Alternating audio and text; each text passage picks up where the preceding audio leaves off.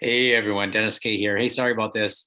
This is my first time using the Zoom webinar platform to go live. So hey, thanks, Michael. Appreciate that.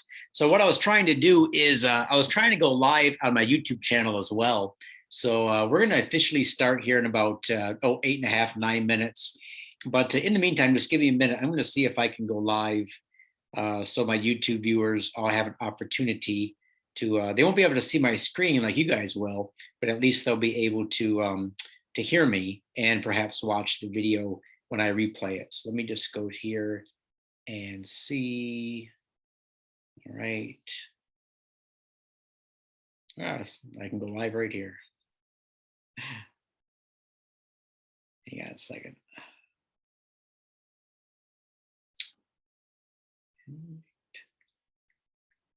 Belize 101 live. Okay. Next.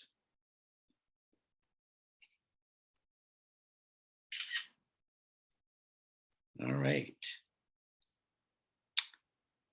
All right, here we go. All right, guys, we got about 8 minutes left. I appreciate all you showing up today. Going to be a fun day. Like I said, this is the first time I've done a live webinar stream in quite some time. We got away from doing live events because what we had is we had different people using the webinar. In other words, we had a lot of people who already own property. They were looking for new information. We had people just looking to buy property, with people looking to retire in Belize, invest in Belize, all these different aspects.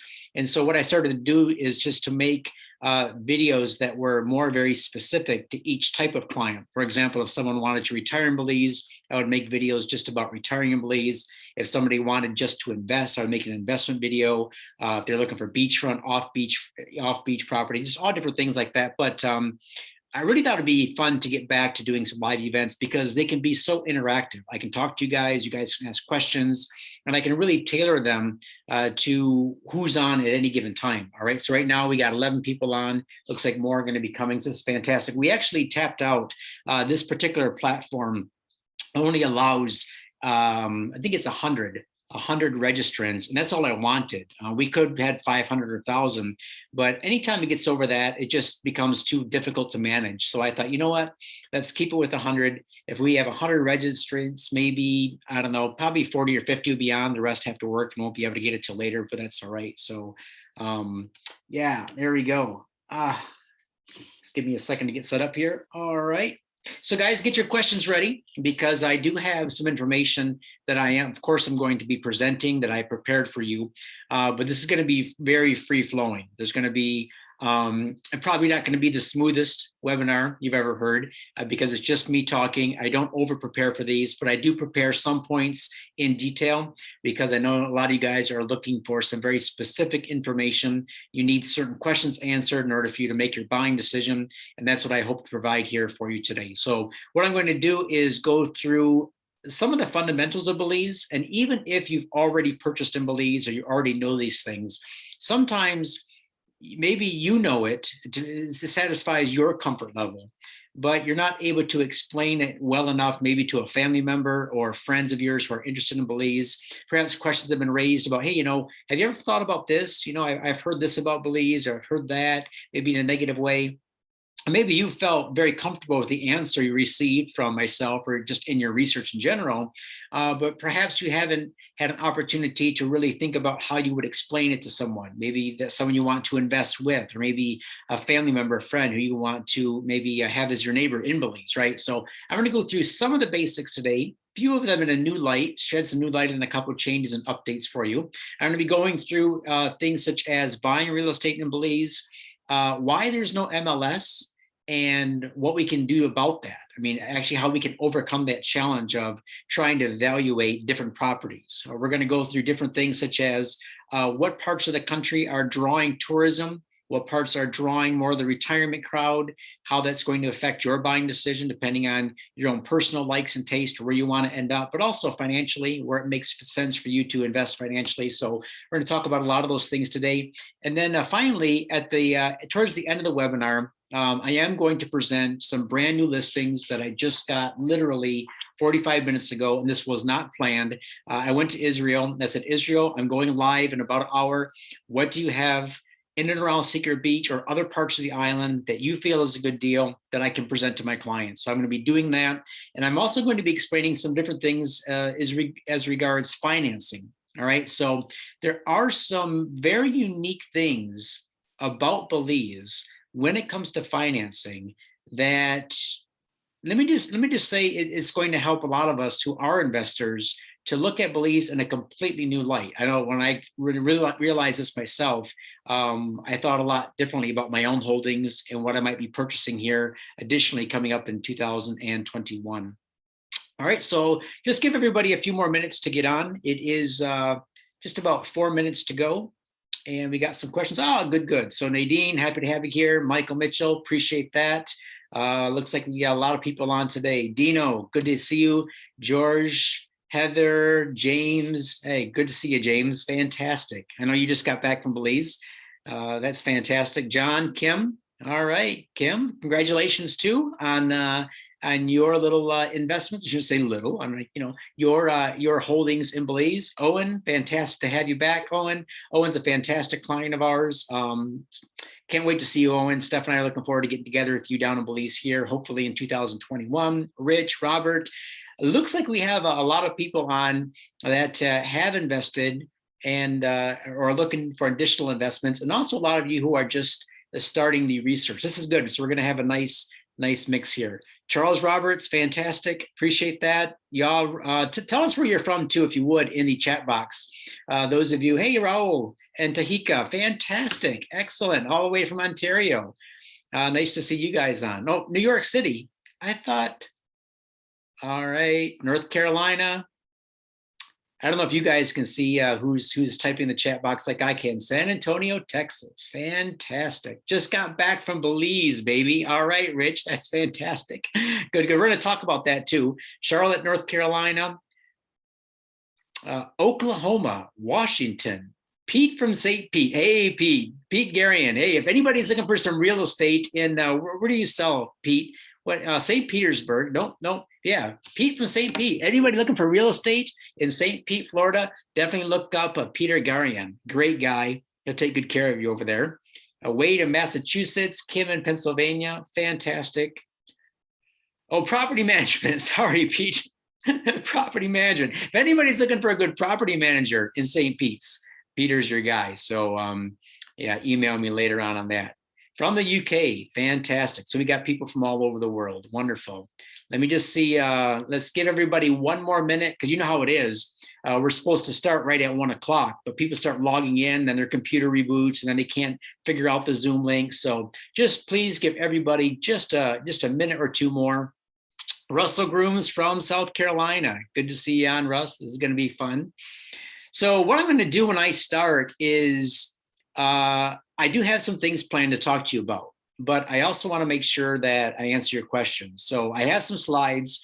I've got about 100 tabs open on my Google, not Google, on my Chrome. So I'm going to be bouncing back between Google Chrome and spreadsheets and PowerPoint, all these different things, just to sort of give you a good overview of what's going to be coming up. But as you have your questions, so for example, if I'm talking for 5 or 6 minutes and I'm about to move on to a next point, if you have questions, pop it in there in the chat box. And if it's a question that I'm going to be answering later, I'll tell you. If it's a question I can pause and answer on the spot, I'll do that as well. And if I don't know the answer, well, I don't know the answer. I'm not going to make something up. I'm going to do my own research and get back to you. And so we can all have accurate and the most up-to-date information.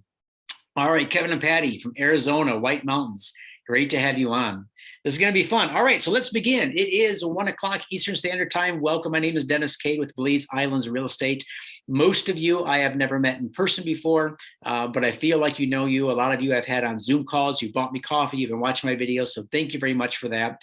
For those of you who don't know me or have never met me before, maybe you've never even seen my videos, let me just start off with some of the basics. All right, so let's go. So my name is Dennis Kay, spelled K-A-Y, not to be confused with the key, Caye, Ambergris Key. But my wife and I were looking for a country to move to. This goes back to 2001 and 2002. And I had no desire at all to leave the United States. And this isn't going to take very long, guys. So I don't think I'm going to be long-winded here, but you should know who you're dealing with. So 2001, 2002, I was born and bred in Michigan, and I had no desire to leave. It was my wife who actually wanted to go abroad and travel the world. And again, even then, I had no desire to even travel to other countries, let alone live in them. But you know the saying, happy wife, happy life. Over a period of time, she convinced me to give it a try. And I said, okay, I do have some criteria. I don't know much about other countries of the world, but wherever we move to, I'll give you 1 year. I want it to be safe. I want it to be English speaking and relatively close to the US, because to be honest, I was afraid to travel that far away. So we found, I shouldn't say we, she found the country of Belize, came to me one day with a stack of papers and said, hey, I found us a country to move to. It's called Belize. I said, great, where is it? She said, Central America. I said, yep, no way, because all I could think of was like Che Guevara with bullets strapped to his chest and camouflage running around the jungles. But we agreed to go down and at least check it out. And I tell you what, I think it was July 3rd, 2002, we went for a 3-week trip to spy out the land. Absolutely fell in love with it. It was nothing like I imagined. I loved everything about it and went home. This was in July 3rd, 2002. Sold off everything, sold the boats, cars, homes, everything we had. And July 3rd of the following year, we moved to Belize permanently. So we lived in the mainland for 2.5 years, the islands for several years. And as you may know, right now we are splitting our time between Europe and Belize. So I'm coming to you live, not from Belize, but from France. We live in Strasbourg, France, spent 5 years in Paris, now Strasbourg, but go back and forth to Belize. That's where my team is. And that's one of the purpose of this webinars is to introduce you to some of my team. So we have had a fantastic run in Belize, got involved in investing ourselves and selling real estate in Belize in 2006 and a half, just about before the crash hit. And but since then, we've had an amazing time. I've been able to be on several TV shows that highlighted Belize, HDTV, House Hunters International, the HDTV show Live Here, Buy This. I shot 3 episodes of those. Great show. Also been on several investing podcasts that have highlighted Belize. Just had a really good time. So listen, if you're going to be in Belize in the next 1 to 2 months, and Steph and I aren't able to get back yet, so you're wondering, well, who's going to show me the property? You know, I know you, Dennis. You've been, giving me all these videos, but who's actually going to meet me, show me, and basically, will they take good care of me? Well, absolutely. So here's part of my team. Israel Barrientos, local Belizean guy. You see him here, good-looking guy. He's a lot of fun. Not only is he a lot of fun, but he knows the island better than anyone else I know. This even includes realtors, because a lot of real estate guys, they will know certain pockets of property owners. It's, for example, if they specialize in homes, condos, islands, vacant land. Israel knows all the expats. He knows all the locals. He's related to them, half of them by marriage or by friendship or common law, whatever. So Israel's your guy. He'll take you around. He'll find you the best deal. I've gotten nothing but rave reviews. So he's going to be the guy. If I'm not there personally, he'll be the guy to take you around. Obviously, if I'm there, then I'm going to have that privilege of taking you around, showing you around. Also, a guy I want you to get to know is Dominic Leonard. Dominic works with me now as one of my executive assistants. He's German. He actually lives in Sweden right now, but he's been doing a tremendous amount of work behind the scenes with the members only platform. So if you're part of that, you need to congratulate Dominic, because he created this entire web members only platform for us, which is just a fantastic tool. Many of you are using. He's created a lot of personal dashboards for myself. And he's also now taking on the role of starting to do preliminary Zoom calls. So for example, if you want to jump on a Zoom call with me and you have a bunch of questions, before we jump on a call together, Dominic may give you a quick call, spend 5 or 10 minutes with you, just to get your list of questions ready so that I can enter the Zoom call prepared. All right, Alberto Villanueva, this is the guy who handles all of our closings. We have kept him busy this past year. Alberto is the owner of Belize Key Investments. They've been in business 18 years. I 100% trust this guy. Not only is he a good friend of mine, business associate, but he just takes really, really good care of all of our clients. So you're going to be able to meet Alberto when you go on the island. And if you want to go a step further, meet with some builders, designers, you can meet with Arcel Martinez. He handles the design and construction oversight for several of my clients. So you're going to be able to meet a lot of these guys when you go there if I'm not able to be there personally. All right, so we're getting some questions coming in. So let's just go to answer them. The recording will be on the members only site. All right, so yes, Dominic will be uploading that. And another question here, comment here from Rich Wilkins. Rich says, just spent the day with Israel and he was outstanding. All right, very nice. So another question by Marsha Johnson. Do you prefer you put our questions in the chat box or a Q&A box? Marsha, this is my first time using this, so just put them in the chat box. I can just kind of scroll through there and they'll come right up for me. All right. So there's a couple of things that I want to go on to. Let me just kind of go back to my PowerPoint. All right, so first of all, why Belize? Now, even if you've already decided on Belize, all right, I think it's really important that if you're buying and owning property in a foreign country, or planning on moving to a foreign country, or spending, months a year in a foreign country, there are some things that I personally feel are way more important than the palm trees and the food and the reef and all that kind of fun stuff, right? To me, I think it's important that you look at the foundational pillars of the country, especially when it comes to investment. Obviously, you guys are taking your hard-earned money that you've earned in the UK or Canada, the United States, and you're entrusting that money to another country based on their laws, their property structure, their ownership rights. So, for example, when you're looking at different countries to invest in, like Costa Rica, Panama, Dominican Republic, Honduras, Belize, Portugal, Greece, other countries, you really got to do your homework, because not all countries obviously have the same foundation when it comes to their government, their structures, how property ownership is conveyed.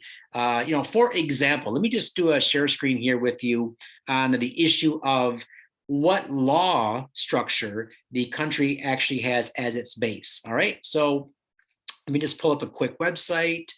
It's right here. So this is just Wikipedia called the List of National Legal Systems. So I'm not going to belabor this and go into a lot of detail, but this is something that I've studied in detail myself, and I know a lot of investors who are pumping in millions of dollars into Belize. They really make it their goal to understand really what is the legal structure of a country. So, for example, there's civil law, common law, statutory law, religious law, and a combination of the two.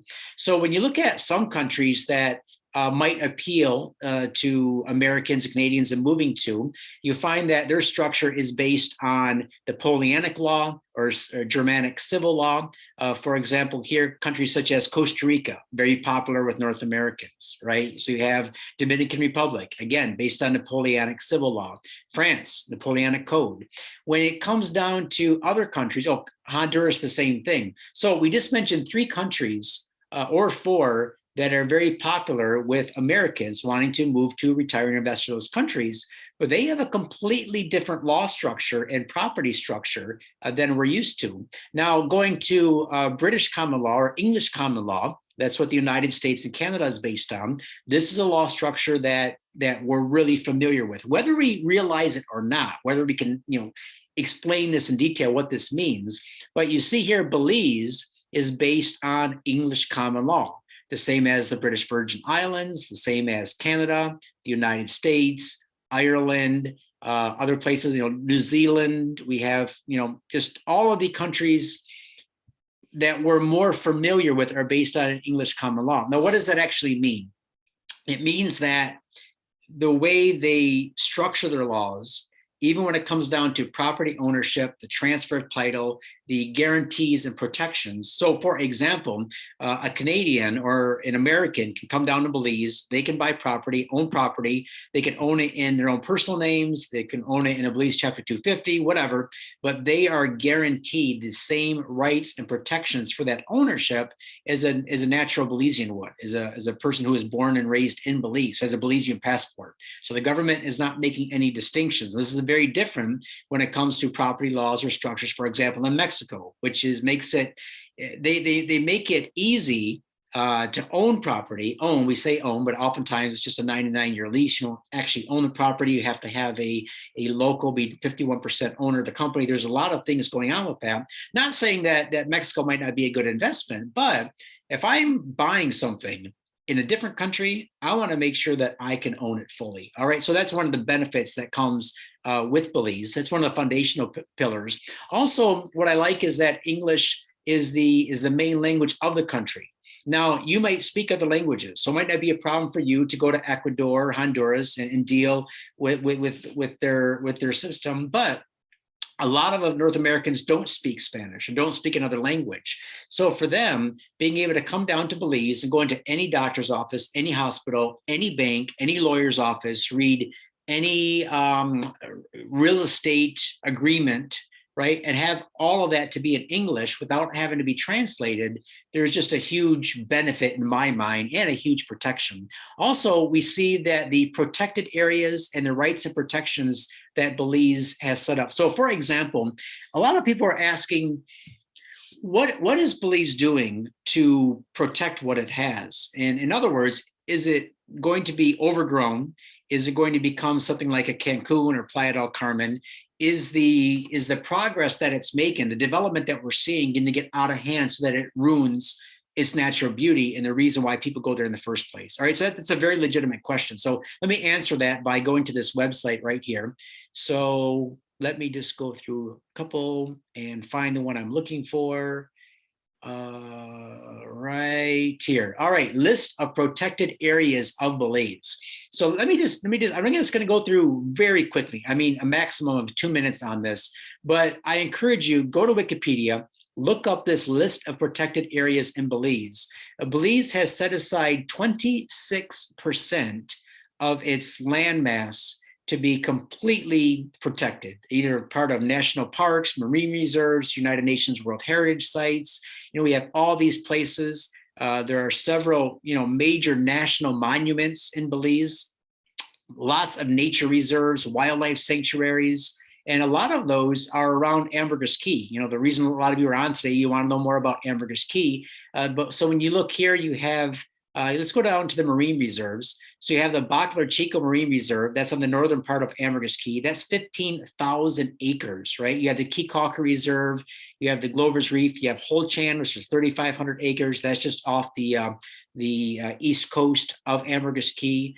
You just have so much going for it. So Belize has really done a good job at making sure that it's not going to be overdeveloped, right? And one of the things too you got to look at in Belize is that compared to a place like Cancun or Playa del Carmen or Tulum, those places are able to boom like they are because those were created by the government of Mexico. You know, going back into the 70s, there was nothing in Cancun. The government of Mexico actually said, we want to create mass tourism. What area of our country has the best weather, the best beaches? Where can we pour billions of dollars into and just force the growth? And they've done that with Cancun, Playa, Tulum. Awesome places. Steph and I love to visit those places. Belize is at the complete opposite end of the spectrum. Belize government doesn't have any money. I'm just being straight up. They don't have funds for infrastructure. All right. So they can't just pump millions of dollars into an area. They don't, for the most part, build roads, put in infrastructure, put in electricity, put in water systems. A lot of these are done with private money, developers, individual owners. And so that right there limits the amount of growth. But also there's an inherent absorption rate in Belize. We can only absorb so much infrastructure coming in at one time.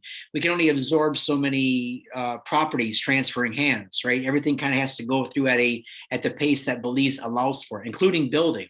So for example, when you come down to Ambergris Key, you might see hotels, resorts being built, and it might take them 5 or 6 years to build. Where in the United States or Canada, that might be a 1-year build done, right? So it just grows at a lot slower rate. So where are we going with that? Let me just see if you guys had any questions. All right. Okay, I'll answer that question later, Parrish. Excellent. Let me just go back to my PowerPoint here. All right, so now once you get those basics out of the way, right? So why do I feel Belize is getting so much attention right now? Well, first of all, I think those are the reasons I just told you that you should seriously consider the foundational pillars, the government structure, the property laws, how English is the main language. Then you start to look at, okay, now what is the kind of lifestyle I'm going to be enjoying, or what is the financial returns if you're an investor? So first of all, the weather. Obviously, I don't need to tell you about the weather. If you want to know what the weather's like in Belize, just come down. It's really awesome. If you like swaying palm trees and warm, balmy weather and being able to snorkel, dive, and fish and sail and swim in the ocean year round, Belize is for you. The lifestyle, extremely laid back. All right, not fast paced, not busy. Yet in some areas, you're still going to find enough to do so you don't get bored. Belize also offers tremendous adventure. Go back to that Wikipedia site. Look at all those areas that you can visit, the wildlife sanctuaries, the bird sanctuaries, all those different Mayan ruins, the jungle reserves, all that kind of good stuff.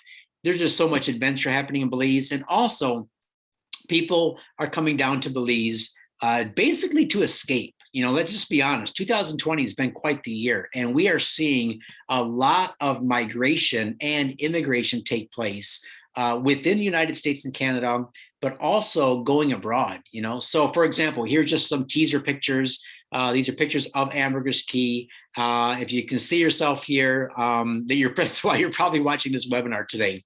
But let's just kind of go to the why Americans and Canadians are moving. We're not going to leave the Canadians out, but we see that immigration is taking place. All right. So for example, 2020, we see people are obviously leaving certain states, New York, California, Ohio. Now, why is that? Well, some of that is politically motivated, right? Some of that is motivated by taxes or business structure or opportunity. But we see obviously there is migration going on within the continental United States. But we're also seeing people taking it a step further. All right. So they are saying, I don't want to just go from New York to Florida. I don't want to just go from California to Florida. I want to go abroad, because abroad is where I think I can really escape the madness, right? Where I think there's going to be some opportunity. So, for example, when you look at how many people, how many more people today are willing to look at retiring and investing abroad compared to even 10, 15, 20 years ago, the number is outstanding. So for example, right now, the United States Social Security Administration sends checks to 700,000 people living outside the United States in the foreign countries. And it says that that's a steady 40% increase over 10 years. That was before COVID. That was before the pandemic, right? That was, these numbers here go back to 2019. And what these are looking for in a country is everything we just talked about: adventure, better quality of life, maybe a lower cost of living, cheaper taxes, better weather, all that kind of stuff. And so we're seeing a lot more people start to look at Belize in a very serious way. In fact, since the pandemic hit in March of 2020, we've seen an 800% increase in the amount of inbound traffic of people looking to buy, invest, and move to Belize. So before I go into this screen, let me just check and see what kind of questions have been coming in here. Question, 3 years away. It says, my wife and I are likely 3 years away from being able to invest in retirement property. Do you think prices across the Key will be far higher than they are now? Yeah, absolutely. No doubt about it. And I'm going to tell you why here in a little bit. But I don't know if you need to wait the 3 years because you think that you're not going to have the funds ready until the end of the 3 years. If there was a way now that you could finance a property and get in with low money down, would you consider buying today rather than waiting for 3 years? I'll kind of go over my reasoning on that here in a little bit.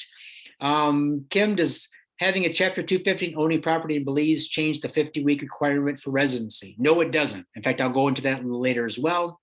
Has the influx of people, Nadine, thank you for the question, by the way, for all of you, Kim, Michael, and Nadine, has the influx of people affected building cost? Yes, it has. Absolutely. Building costs have gone up. There is building materials now are in very high demand. There is a boom in building, and definitely costs are going up.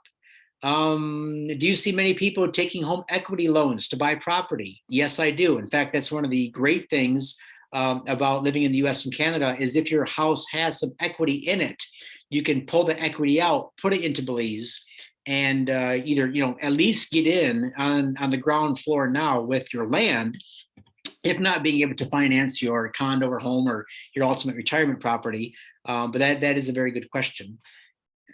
Laura and Bruce, you mentioned privatized infrastructure funding, but has the infrastructure been enhanced and developed along with all this rapid development, and not just places like Secret Beach, but for local Belizeans in their neighborhood?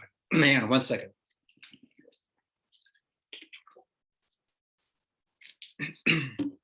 So local Belizeans, that's a great question, Laura and Bruce. And yeah, so the answer is the government has no money, period. And so Belizeans in local neighborhoods that count on government funding for things like infrastructure and roads and services and amenities, no, I mean, I'll be very honest with you, they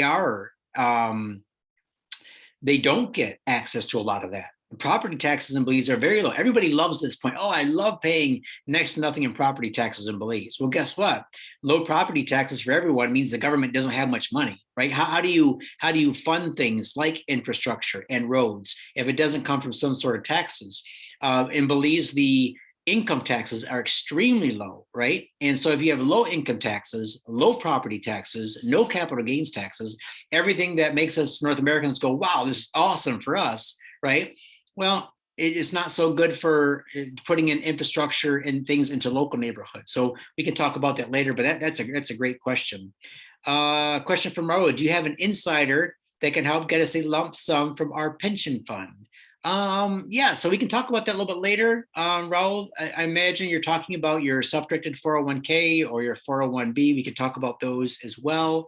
Why aren't foreign homeowners taxed at a higher rate or any properties in a certain price range?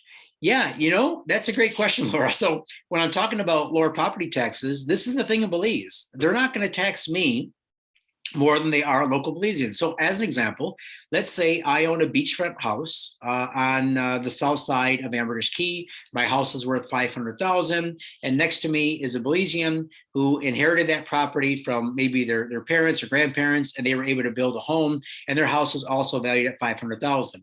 Look at the differences, though.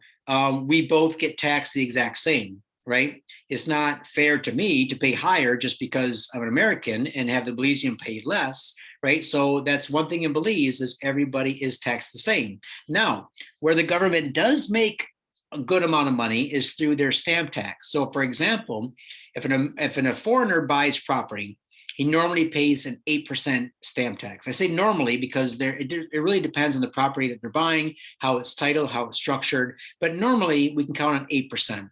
Belizeans only pay 5%. So there is a little bit of a reduction for them. So if a Belizean buys a property from another Belizean, 5% stamp tax. Americans, Canadians, Europeans, we're going to pay 8%. That 8% is a one-time fee. That really does provide some good revenue for the government of Belize that they can do things with. But you can see not that high of revenue. All right, thanks a lot for the questions, guys. Really appreciate that. Let me go back to this for a minute. So when we're looking at why Belize is getting the heat right now, why is it heating up? Because when you look at the 328 million people that live in the US and the 37 million that live in Canada, we have what is that? 360 million people that live right here. And if they're looking for a country to move to, where number one, they feel it's safe and secure and they can own property. Number two, it's got great weather. Number three, it's English speaking. When you look at this entire area from Mexico down to Panama, there's one English-speaking country in Central America. It's Belize. When you go into South America, there's one English-speaking country. It's Guyana, British Guyana, which sits, I think it's right here, one of these. One is French and one is British. So you have two countries. To be honest, British Guyana does not get people moving there. It doesn't get the retirees. Belize is that one country that people are looking to go to. So that's why we're seeing such this massive uptick, right? So for example, if you were to go and just type in, what is a great country for an American to move to? Best places to retire. So for example, I went to the guys at International Living. And remember, all these articles that you guys see online, whether it be in Forbes or on CNN or International Living or Escape Artists and all these, these are all written by people that oftentimes have a certain bias. They're selling something, whether it be the report on the country they're featuring. But just check this out: world's best places to retire in 2021. And this is based on an American, the North American market. All right. So what do we have here? We have Vietnam. All right. I've never thought about retiring in Vietnam. I don't know if many Americans would, but Vietnam, it's certainly an interesting country. They go ahead to make a good pitch on why that is. Malta. All right, you have Malta here. France, all right, I live in France, so a good portion of the year I'm here in France. I can see why France would be attractive to a lot of North Americans. Malaysia, that's an odd one for me. I don't know of a lot of Americans wanting to live in Malaysia. Ecuador, all right, cost of living in Ecuador is actually very reasonable. So I do know some American friends of mine who have moved to Ecuador. Portugal, all right, a little bit cheaper. You're still in Europe. Colombia. All right. What else do they have to say? Mexico, of course, Mexico. Mexico is still pretty popular. All right. And of course, you got Panama. Now that Panama looks a lot like New York City to me, right? So, and of course, they all have their pros and cons with each of these areas. But here's the thing: Belize is close to the United States, very easy to get to for most of us. All right. Again, for all those pillars, all those foundational pillars, it meets our needs. And we don't have to fly 14 hours or more with layovers to get to places like Malaysia, South Korea, Australia, New Zealand, all these places. For example, I know when I'm in Belize, full time, if I need to get back home to something happens to mom and dad, or we need to get back home quickly, boom, I can be on a plane that afternoon. I can be back to the United States. Or when I'm doing business, a lot of you guys who are looking to move to Belize, you're still operating businesses back home, either remotely online, or maybe you are doing it through, maybe you have a team back in North America that you're communicating with regularly, just to be in that same time zone, right? It saves a lot of hassle. So those are all reasons why Belize is getting a lot more attention right now than it did before. And you can see that there's a lot more activity in Belize. All right, let's see if we have any questions coming up. All right, I'll answer that later. Let's go back and continue on. Yeah, so why Belize? Just a quick review, guys. Why Belize compared to Costa Rica, Panama, Mexico, Dominican Republic? Ease of doing business in everyday life. Immigration opportunities with the QRP program, or just immigration opportunities, period. All right, you can just show up in Belize and stay and never leave. Other countries, no, and that's what people don't understand. People oftentimes, and they do this when they're upset because of one thing or another, say, you know what, I'm leaving the United States, I'm leaving Canada, I'm moving to X, without realizing that they just can't move to another country, right? Countries don't just open the doors and allow you to come and stay. You have to meet certain requirements. You have to apply, you have to show proof of income, you have to jump through a lot of hoops. Belize, from everything that I've compared, every other country in the world, Belize has the easiest immigration policy of any country I've seen, hands down. You can also work there. You can own a business. English being an official language, has opportunities. Now, which areas might be the best for you? Well, I've talked about this at length in other videos, so I'm not going to go through each of these areas, but Corozal, Placencia, Kyle, Ambergris Key, they all have their pros and cons depending on your personality, your budget, your lifestyle. So again, I've gone through this before. These are pictures of Corozal that sits on the Mexican border. Placencia is on the mainland down south. Okay, pretty nice area down there too, but it still is mainland living. The Cayo district, you have the jungles of Belize. You have a lot of rivers, you have waterfalls. The cave systems are amazing there in the Cayo district.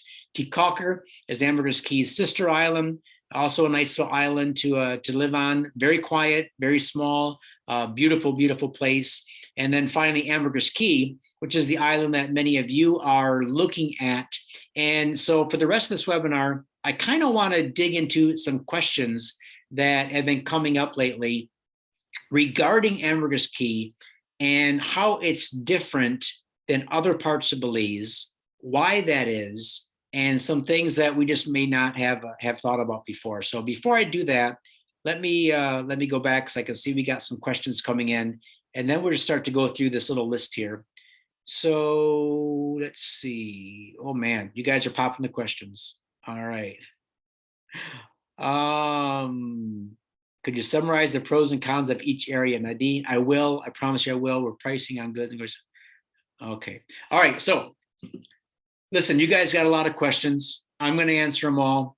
We've been at this now for about 31 minutes. What I want to do, because I will answer all your questions, I promise. But what I want to do is give you some information right now that really applies to Ambergris Key, and it should interest you if you're a property owner on Ambergris Key or thinking of being one, or you want to live there, open a business.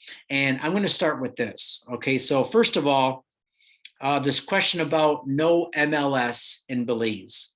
All right, that's an issue. Number one, that there is no MLS. Number two is that there is no MLS. There are no, I shouldn't say no. There are very few property websites, real estate agents' websites that are well maintained and that are up to date and that don't have old, outdated listings on them. And part of it is just maybe training, myself included. There's some old stuff on our website that I just need to go on there and take down. All right. But there are other issues that are coming up, other things that are causing issues. As you guys do your research on Belize real estate, you're coming across old, outdated information, properties that sold 6 months ago, 2 years ago, 5 years ago. And this is sort of, I should say, sort of warping your view of what the current market is really like. All right. So that's why I try to push a lot of my listings out now through YouTube, so I can give you accurate, up-to-date information. Just let me give you an example by what I mean of this. So let's go to Google, and I want to show you something right on my screen. Okay. So open up a new browser. If we just go Belize MLS. All right, let's see what comes up. I told you there's no Belize MLS, but it says right here, Belize Real Estate MLS.com. All right, so let's click on that and see what this is. Let me see if this comes up. All right, so this is a website. It is not an MLS. What it is that the owner of this website has gone to other real estate agents' websites, and they have selectively pulled off listings and things that they feel they're attracting leads through here, right? And more power to them, you know. But the problem is, a lot of these listings are old and have sold a long time ago. So, for example, here is one of my personal listings, parcel number 8642 at Secret Beach. All right, so if we click on that, it shows the price as $185. Here's all my pictures. All right, there's my sign on the property. This is my write-up. All right. The problem is this sold January of 2020. All right. It's even got my video on there, right? So this sold of January 2020 for $185. So the problem is, if you guys are researching websites, you go, hey, Dennis, I saw this listing on the MLS for $185. Yeah, that was the prices 14 or 15 months ago. Right now at Secret Beach, the last 4 or 5 properties that we've sold have sold between $235 and $250. And right now there's nothing left available under $275. And I say, well, Dennis, why would that be? What would happen in 12 or 14 months to make a property go from $185 up to $250 and $275? Easy. You know what happened? There was a road that was built. So for those of you who are used to seeing my Google Earth overlay map, just check this out. And Google Earth hasn't even updated, but those properties that I was just referring to, all up in this area. All right. So one sold for $185, one, these are now selling for $250, $275. This road now has gone in. So all of these beachfront properties, second row and third row lots, now have road access. Now, what happens when a property that was previously boat access only, all of a sudden has road access? The prices are going to skyrocket. They're going to go through the roof, it's because right now, people that want to have a beachfront property, that want to have road access, before that wasn't an option. Now it is. So guess what? Prices just went up. All right. If we go back to the whole MLS thing that you know people are looking for. So, right? So that's just one example. But this website here is full of examples like that. Let's just go back to our Google search here, typing in Belize MLS. Let's just see what comes up. What else comes up? All right, so we have the point two homes. Point two homes, what that is that is a template. That is a real estate website template. And some agents choose to share their listings with each other, but that is definitely not an MLS. We also have this here, MLS in Belize. Let me see what this one is. All right, again, this is a Remax website. So this is a Remax website, but there is no MLS in Belize. So I don't know who owns this website or what they're planning on doing with it. Looks like it's agents on the mainland. They were able to capitalize on the domain name, but this is not an MLS in any way, shape, or form. So if you go back one more time, and there's a point I'm making here that I think you're going to enjoy. So here's one, MLS Ambergris Key. All right, so you would think, well, this is an MLS. What this is are three reputable companies, Barrier Reef Realty, Ambergris Seaside, and Sunrise, that do a good amount of business on the island. They decided to partner up.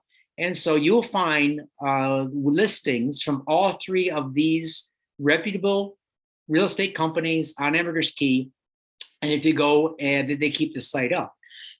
But it is a MLS, but it's not an all-inclusive MLS. Where's the Coldwell? Where's the Remax offices? Where are all the other companies that also are reputable on here? Well, they're just not invited to participate, all right, for one reason or another. So there is no MLS, but even if there was, here's the thing, MLS only works in mature and developed markets, all right? Because as an example, you go to buy property in St. Pete's, Florida, or somewhere to Florida. Let's say you're moving to Florida, you're moving to Orlando. So you look up a certain area on Zillow and you're looking at all the houses. You can see, okay, in this general neighborhood of 500 houses, these 2 and 3 bedroom homes are all built between 1985 and 1990. They all have a similar age. They're all similar style. They all come with basic services and amenities convenient to that neighborhood. So you can expect to pay between this and this for a house, all right, within reason. How do you do that in a country like Belize?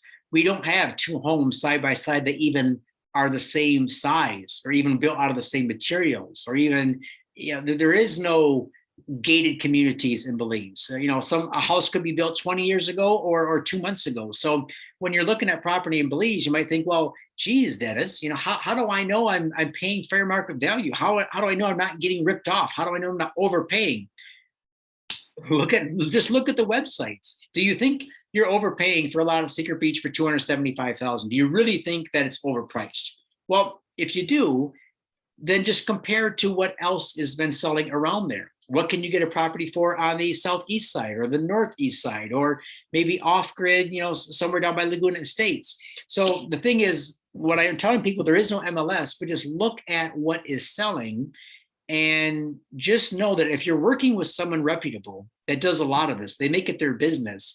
They want you to get a good deal. They want everybody to get a good deal. The seller, the buyer, the agent, they want everybody to go away happy. So they're going to really do their best. And you tell you what, I'll tell you if a property is overpriced, right? And there's a lot of stuff that I don't promote because it is overpriced and it's just way, way out there. Like I'm talking like, I wouldn't even consider that because it really is a ripoff, right? So I'll tell you that up front, but there is no MLS in Belize. Now, the second thing that we need to overcome is it a developing market or is it a mature market? And what I mean by that is it depends on your timing and when you're looking to build, when you're looking to go vertical, when you're looking to invest or flip or whatever, that, you know, you should be looking at a market that is mature, that everything is in place, or you should be looking at something in the path of progress. And I'm going to be kind of getting into that here as I answer your questions.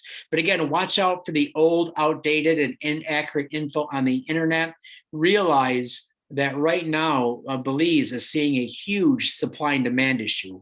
Inventory is very limited. Agents are scrambling for more inventory.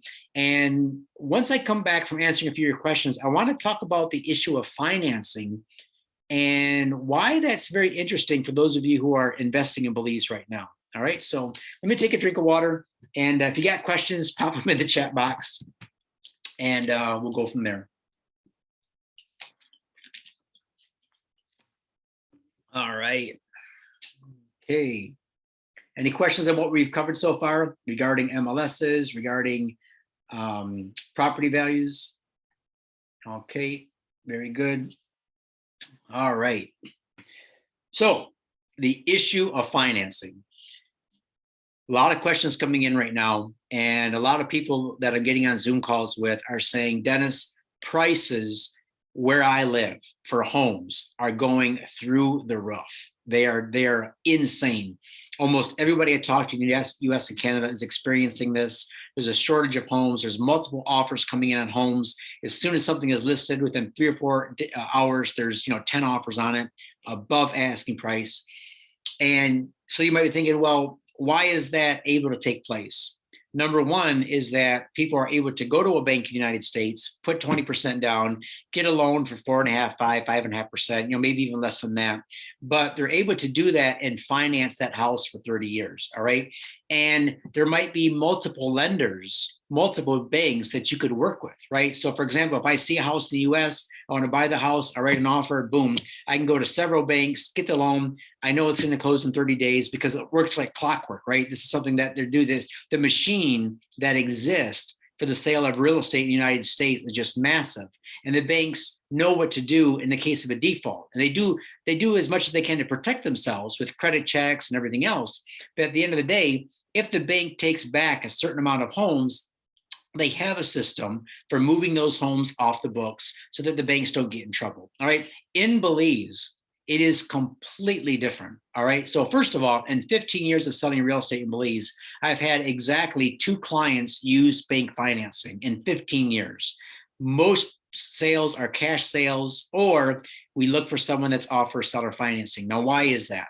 Well, the banks in Belize loan on property with a minimum of 40 to 50% down payment. All right. So you're not going to get away with 10, 15, 20% like you are in North America. It's going to be 40 to 50% down payment. Interest rates are 10.5 to 12% or higher. All right. So in addition to the high interest rates, a lot of times they're going to charge you points on the mortgage, right? So you got to pay some upfront points in the mortgage. You have to take a life insurance policy out on yourself in case you die, that the mortgage is paid off. Why? Because the bank doesn't want that home back. They don't have a system like we have in the United States. The bank's going to get that home back and go, now what I'm going to do with this home? I got to pay someone to maintain it. I got to try to find a buyer. I just don't want to deal with this, right? So right now, property values in Belize are at the limit that the market will bear for cash sales. All right. So if you want to come down to Belize, if you're looking to buy a $800,000 beachfront home or a $1 or $1.5 million home, you're not getting financing on it. You're writing the check, right? You're actually taking out the old checkbook, $1.5 million to buy the house because there is no financing, right? A lot of times now what people are trying to do to get in the game is what I recommend is trying to get your start with land. At least with land, you can normally find a seller willing to finance it. So a lot of times you hear me refer to like a 10-10-10 program, 10% down, 10% interest for 10 years. All right. And even at that, you're going, wow, 10% interest. That's a lot more than the 4.5 I pay in North America. Yeah, but you know what? No credit checks. No points, no going through the bank system here. It's just a reducing balance loan. And the best part is if you do turn upside down, for example. So for example, let's say you bought a property from us and you've been making payments for 6 months or a year, and all of a sudden you lose your job and there's no way you can make the payment. So number one, we're going to work with you. We don't want you to see you lose the property, right? Because then we just have to get it back and sell it again, start all over. So we're going to work with you on it. But also, if for some reason you just have to make the phone call and say, Dennis, I got to walk away. I'm over my head. This monthly payment is a burden. I just need to walk away. If you do that, That's all that happens is you walk away. You lose the property and what little bit of money you had to put down, but that's it. You walk away. There's no blemish on your credit report. There's no reporting of this to the IRS or any sort of financial entity. You walk away, doesn't affect your credit. And guess what? When you get back on your feet, come on back down, let's do another deal. Because if you wanted the property in the first place, you probably wanted to get in the future. So that's the way we're dealing with it right now. Now, here's the thing that you might not have thought about. Right now, prices in Belize are being kept at this peak because it's based on the cash market. No financing is available. What happens when there is attractive financing in Belize? What do you think will happen to property values? You see, there's a reason why in the United States right now, home values can be what they are. Average median home price is what, like 275,000? The only reason it can be that high is because that's what people can afford to put down as their down payment and make their monthly payments, right? Now, the more attractive you make the financing, the higher the prices can go. You remember when they came out with financing for universities and colleges, the goal was, hey, we're going to give kids an opportunity who don't have money to take out a student loan to go to college so they can start their lives off with a higher education. What happened was almost immediately, all the university prices went through the roof because they could charge more. Same thing with cars. I just looked at this today. Back when I was growing up, the average car loan was 3 or 4 years, maybe 5 years. Now the average is 6, 7, or even 8 years. Why? Because car prices have gone up so much that with that financing in place, now it's taking you 8 years to pay off a car when it used to take you 3 or 4. All right, so here's what's going to happen in Belize. Once you find someone able to come in and offer attractive financing. I mean, in other words, financing like what we find in the United States with 15, 20% down, interest rates, in that 4, 4.5, 5, 5.5 range, something in there. We are absolutely going to see a massive increase in prices. Right now, we don't know when that's going to happen. Hasn't happened yet. But for those of you able to get in now, it's good. So don't worry about that little 10% you're paying. And remember, that's a reducing balance loan anyway. Right. So you can use that financing for a year, 5 years, 10 years, 20 years, whatever. But that allows you to get in the game now. And that's something really important to think about. Getting in the game now, prices are the same now, and then, worrying about building later on. So now, with that being said, let me get to some of your questions. All right, so Leroy, thank you very much, Leroy. So on a 10-10-10, can I pay down the loan sooner instead of having to do the entire 10 years? So yes, absolutely. So for example, Leroy, you put the 10% down, all right? And then you just make monthly payments. So for example, you can make the minimum monthly payment. So let's say that minimum payment is $300 a month. You can do that. And then at certain times of the year, when you have extra money, let's say you get a year-end bonus at the end of the year, you get a tax refund, you have an extra $1,000. You just call up the loan holder and say, look, I'm going to put an extra 1,000 on top of the 300. That extra 1,000 is going to go right to the bottom line and reduce that balance down. And now you've just saved yourself a bunch of money in interest, right? So yeah, you can pay that off anytime. There are no minimums, and we don't write that in there on purpose. So for example, if you were negotiating, so here's the flip side of that. Let's say you were negotiating a deal and you said, well, I want to negotiate because if I'm financing, the seller's going to make some money over time. And you think, you know what, I'm going to tell him that, so he accepts a lower price, and then I'm just going to pay it off in 5 or 6 months. That's kind of being dishonest. So we wouldn't recommend that. So that's why we don't put those clauses in there, but we just trust that, hey, 10-10-10, 10-10-20, 10-10-30.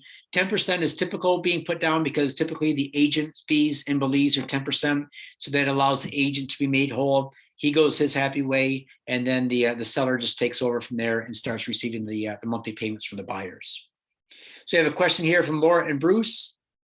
We are just not comfortable buying anything sight unseen and have never been to Belize yet, planning a trip in the fall. Do you find great numbers of clients buying without having been to Belize? So yeah, Laura and Bruce. So for example, since when the pandemic hit in March, so about March 3rd through when they opened up, about 70% of our sales, this is my personal sales, 70% were to people who have never been to Belize, weren't even able to fly down to Belize. But with the on-ground team that we have, taking ground videos, drone videos, Google Earth maps, seeing my YouTube channel, people that have bought before and own these areas, maybe some personal referrals. Absolutely, people feel comfortable buying sight unseen. I like it like this. If you were to buy stock in Apple, right, or if you were to buy stock in Tesla, you don't necessarily have to go and visit the Tesla factory or go to Apple headquarters, all right, because you can get enough information you need, and you can get reports. You can see the value of the property. You can see what it looks like, even because of drone and everything else that we have these days. And you can talk to people who are on the island. So if you wanted to pick up a deal, so for example, you're not coming down until the fall. If you want to wait, 100% back you up on that. I never, ever recommend somebody do something that they're not comfortable with. But that being said, if you find something today and you say, wow, you know what? That's a good deal. That would work for us. Go ahead and buy it. The worst that could happen is you come down in the fall and you go, you know what? This isn't what I thought it was going to be. Ask me to sell it for you and I'll sell it and you can buy something else. But yeah, a lot of people do buy sight unseen, not only sight unseen, but without even having been to Belize. And this is not just small properties. I sold properties to Canadians, Europeans, and a couple from England, beachfront properties. They paid quite a bit of money for and never set foot in the country. But, like I said, we try to provide enough information that they can make their buying decision anyway. So with financing, here's a financing question. Do we need to use a Belize bank? Yes, Leroy, Belize banks are very, very difficult to work with. And when I say difficult, they don't make it on purpose difficult. Their goal is not to be difficult. But there are so many hoops to jump through to get a loan, for example, on a condo or a home. You're much better off to look for someone who is selling with seller financing, or a developer who is selling with developer financing, or to try to find some way to fund it through a home equity loan, pulling money out of your self-directed IRA, 401k, something like that. So that's my answer on that. Here's a question from Michael. Michael asks, will pricing on goods such as groceries for services like restaurants, bars rise as the population of the key increases? In 18 years, Michael, I've never seen that. I even at the major restaurants like the Blue Water Grill, I think I paid the exact same for a salad or a pizza or a filet mignon there as I did when I first visited in 2002, 2003. I have not seen prices increase at all on the key as more and more people come. I've not seen that at all. We have booked a trip to the Key. Here's a question from a viewer. We have booked a trip to the Key next April and want to look at some of the land available. Do you think that timing will be too late to find a good deal? No, absolutely not. It's not going to be too late. There's always going to be opportunities. And whether or not it's at the same price next April as it is today, all pricing is relative anyway. Whether or not you could have got it for 5,000 or 10,000 or 50,000 cheaper, a year ago, still you got to look at what's available today. And, for example, for you, I would recommend, look, if you're serious about, buying land in Belize, make a 3-day trip down. Come down on Thursday evening, stay Friday and Saturday, hook up with Israel, tour for 2 days, go back home on Sunday night, right? So you got a 4-day trip with flights included. It's enough time to see the island. Then make a buying decision. If the cost of the trip, first of all, the cost of the trip will be nothing compared to what you could be paying next April, but it would just give you that comfort level, right? That, okay, I see what I like. I know what I want. Even if you don't find something on the trip, at least you've come down and gotten a lay of the land so that if something comes up between now and next April, you can give me a call or give someone a call and say, look, this is the property I want. I want to make a move on it, make an offer. Here's what I want to do because you've seen the area before. All right.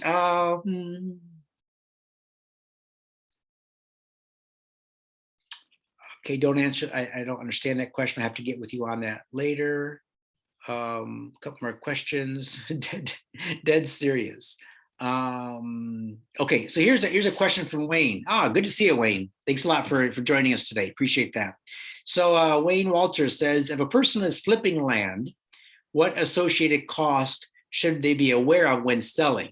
The 10% real estate fee, anything else, question mark? All right, so here's a good question. So let's say you buy a piece of property and you get it titled in your name, and then you wait a certain amount of time, could be right away, could be a year or two, whatever it is. I would suggest most people wait at least till some development takes place in the neighborhood where you bought, so that prices rise just above natural appreciation, but they actually have some forced appreciation. For example, if you're buying a property near Secret Beach, and you're buying a property that doesn't have road access. Let's say you're buying a property for $55,000 today. By the time you pay your stamp tax, your closing costs, you got $60,000 into it. So if you got a property sitting there that you just paid $60,000 for, has no road access yet, right? No power in the area yet. Maybe there's not any homes built around there yet.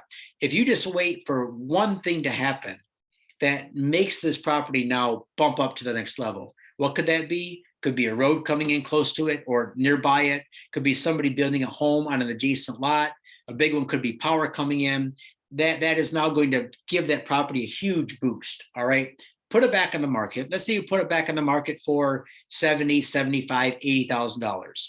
The cost that you have now as the seller, the only cost you have are the agent fees. The agent fees in Belize are 10%, 5% on the buyer's side, 5% on the seller side. But in Belize, the seller pays all real estate commissions. So if you're buying a property from me, I'm getting paid my commission by the seller, right? You as the buyer are not paying my commission.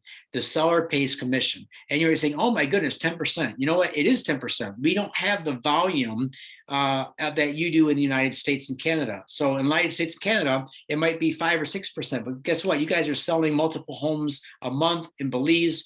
We do a lot of advertising. We do a lot of work. The sales funnels that we have to go through in order to get a sale to shake out at the bottom is just tremendous. I've explained this before. So 10% is the rate. That is the only cost you have associated with. You don't have any other fees on that as the seller, okay? So it really works out to be just about equal for both buyer and seller. If you're a buyer, whatever the purchase price you see, add 10% to that price. 8% stamp tax, 2% closing costs. So 10% to the purchase price as the buyer, that's your total out the door price. And then as a seller, you take your list price, your sales price minus 10%, that's your net. All right. So it's about equal. So both parties are paying 10%, 10% to the seller, 10% to the buyer. All right. So let's see, more questions are coming in. How easy it is to work there. Do you have to start your own business or can you work for someone? Okay, so Belize is one of those countries that it is very easy to work in Belize. When I say easy, if you find a company that is willing to hire you, perhaps you have a skill that they can't find locally, and they need your skill set, right? That company can apply for your work permit. They can sponsor you. You can work in Belize. Or if you open up your own business, all right, and you got to look into different types of businesses. But oftentimes, if you're opening up a business that is employing local Belizeans, if you're creating some economy for the country, very, very easy to do that. Another thing you might want to look at doing, and this is what I recommend to all my clients, is trying to find something that you can do online, all right?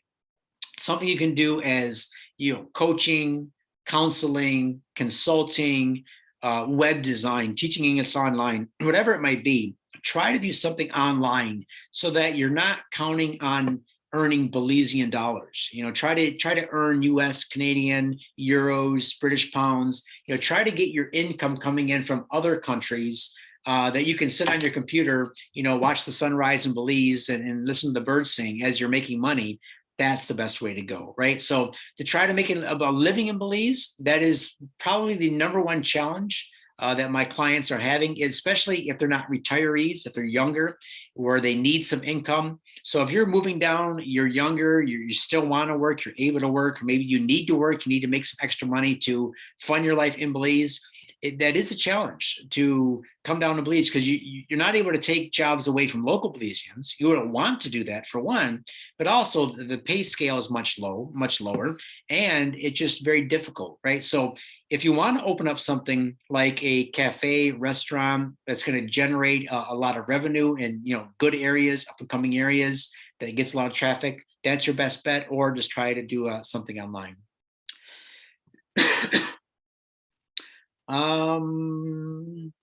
Here's a question from Cassandra. Thanks a lot, Cassandra. This is a good question. This is something new.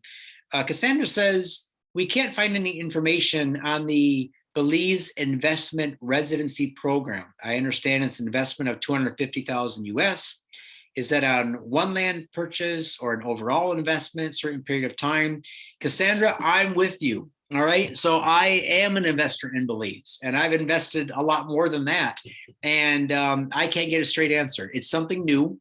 But from what I understand from talking to people is that if you invest in 250,000 into real estate, and I don't know if this is one home, one condo, multiple properties, that you are granted, and I think it's a 1 year, basically like a 1 year visa, a 1 year stay. So it's not a permanent residency as I understand it. Now that 1 year might be able to be converted into some sort of permanent residency, but I also have no clear answers on that. And I'm not able, I've been trying myself to get clear answers. I think it's so new, just like this new program that Belize is launching, this work from where you vacation program, where they want to attract digital nomads down and give them some sort of visa, some long-term visa.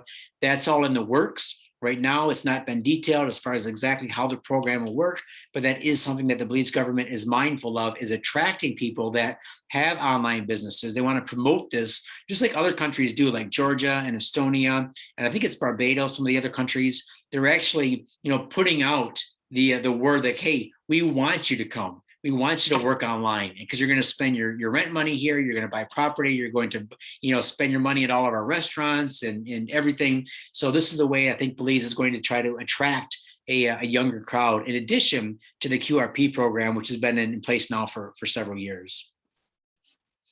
All right. Just going to grab a drink of water, guys. Thanks a lot for the questions.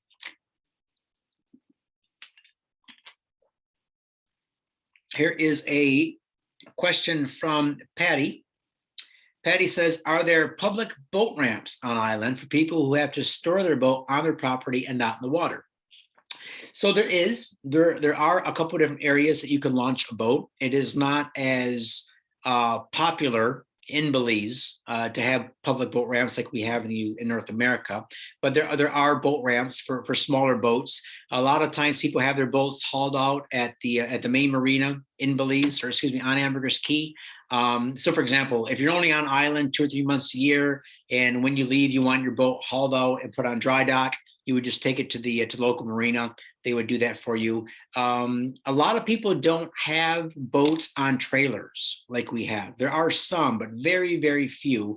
And those would tend to be much smaller boats, talking, 16 footers, 18 footers, flat bottom skiffs, things like that. But you're not going to see, your larger Four Winds or Sea Rays or Boston Whalers being trailered around. First of all, it's just hard. The roads aren't that good in Belize. So to sort of travel around and put your boat in the water like for a day, like we would in North America, probably not going to be doing that. But yes, there are boat ramps that you can use. Here's a question. What is an example of a developer who finances? Are there companies that do this, or is it individuals who do this? All right, so that's a great question. So an example of a developer who finances would be someone like Mahogany Bay Village. All right, so Mahogany Bay Village, which you're probably very familiar with if you've been watching any of Will Mitchell's videos, and I highly recommend that you do. Will's a good friend of mine. He does a fantastic job at highlighting the lifestyle on Ambergris Key. So Mahogany Bay Village, it consists of the Hilton Curio Collection Hotel and also several other smaller projects, including the opportunity to buy canal front property and then have your own home built. So for example, right now, the parent company of Mahogany Bay Village is selling canal front lots for 150,000 US, and they are financing those. So they themselves, the developer, is financing those lot purchases. So I think it's something like 20 or 30% down. And if you put 30% down, they'll drop the interest rate a bit. All right. So that's one example. There are also some lots available in Grand Belizean Estates, developer-owned lots, where the developer will actually offer the financing. And I think on those, they might be offering like a 20% down, 30-year mortgage on those. So that's one example. Another example might be, for example, the Las Terrazas project. When that project was built, the developer of Las Terrazas was actually offering limited financing. All right. But once a project is sold out, right now, what you need to look for is owner financing. So for example, let's say I owned a condo at Grand Caribe. bought a 2-bedroom condo, paid for it, it's my name. Now I want to sell it for some reason. Maybe I don't go to Belize anymore. Maybe I'm back home for some reason. I could choose to sell that condo for cash, or if I wanted, I could also sell that with seller financing. Now, seller financing isn't as popular with improved property because of a couple of different things. First of all, if I own a condo at Grand Cayman worth $650,000, first of all, I'm probably going to want more like 20 or 30% down. But second of all, I don't know how people are going to take care of that condo while they're financing. You know, what happens if I come down? What happens if I default or they default? And all of a sudden I come down and I find that, you know, it wasn't cared for properly, they got mold problems or whatever the case might be. So I'm going to be really hesitant about taking a very valuable piece of property and just letting someone, owner, seller financing it, right? Same thing with a house. With land, I'll finance land all day long because there's not much someone can do to mess it up, right? So land, you'll find people willing to offer financing on, but with improved properties, you really got to look, and oftentimes it's for a lot shorter financing windows. So for example, again, going back to this illustration, if I own a condo at Grand Cayman, $650,000, I'll take 25% down. I might give you a 10-year mortgage, but I want to be paid out in the next 24 months, 36 months. And you might be thinking, well, that's, I need financing. That's not financing. That's like real short term. But here's the thing.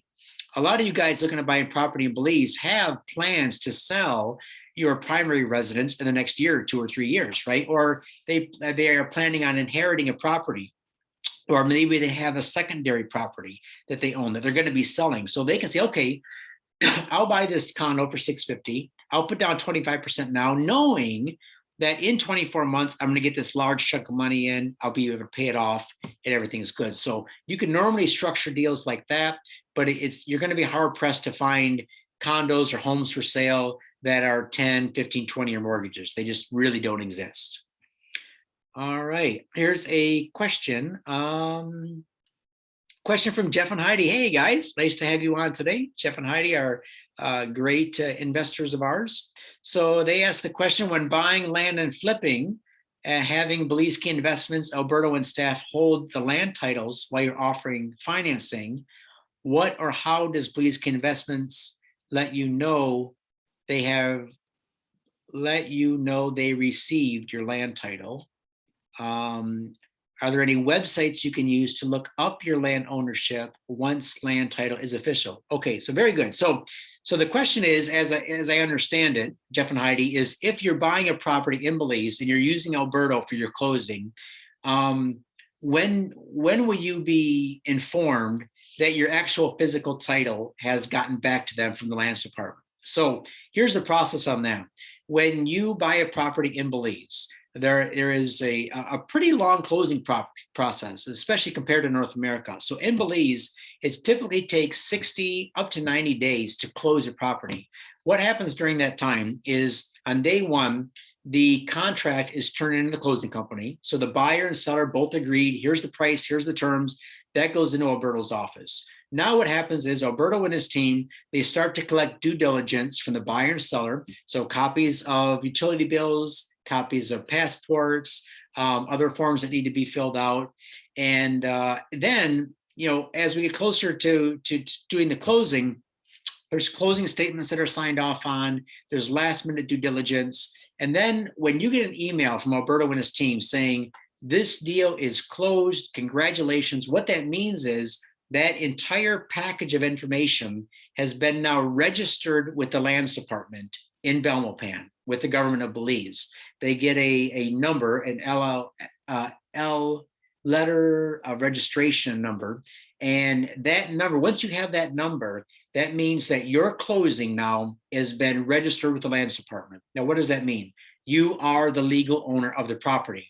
Now, what the lands department does is they now have to go through all that due diligence, look at everything, and what they need to do is process that. Now, the lands department is a very, very small team of professionals working, and they can only flow through so much processing.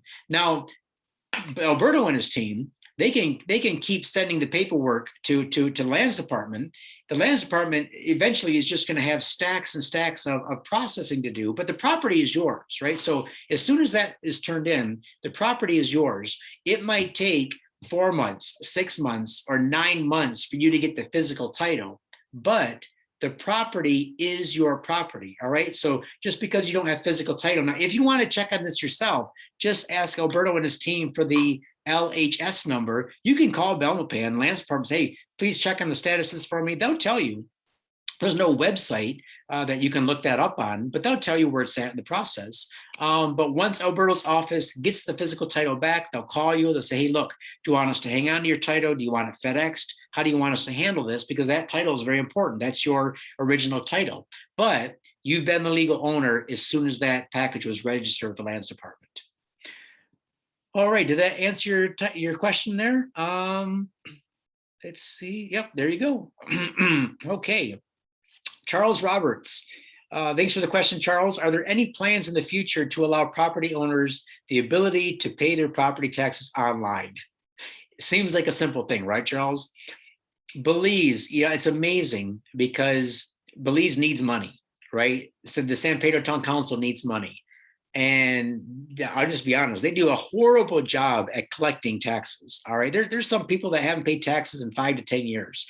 And it's just that they don't have a good system for sending out tax bills. I mean, they do send them out, but the whole collection process and making it easy. So what I've learned is that, look, Alberto pays all my property taxes. I probably have 40, 50, 60 properties that I pay property taxes on. Some of them I've sold that I get reimbursed by the buyers. But anyways, they charge a small fee. I think it's like 25 or 27 bucks. You know, send Alberto the bill. He gets the bill. He pays it. He charges 27 bucks for the hassle. Pay your taxes like that, or just pay your taxes when you come down next time you're on the island. Walk into the San Pedro Town Council. Here's my number. Here's my personal number. What do I owe? And you give them the cash and you go on your merry way. It's pretty simple. All right. So yes, we do hope that they get an online system, but for right now, they don't. Here's a question from Sandra Tarasoff.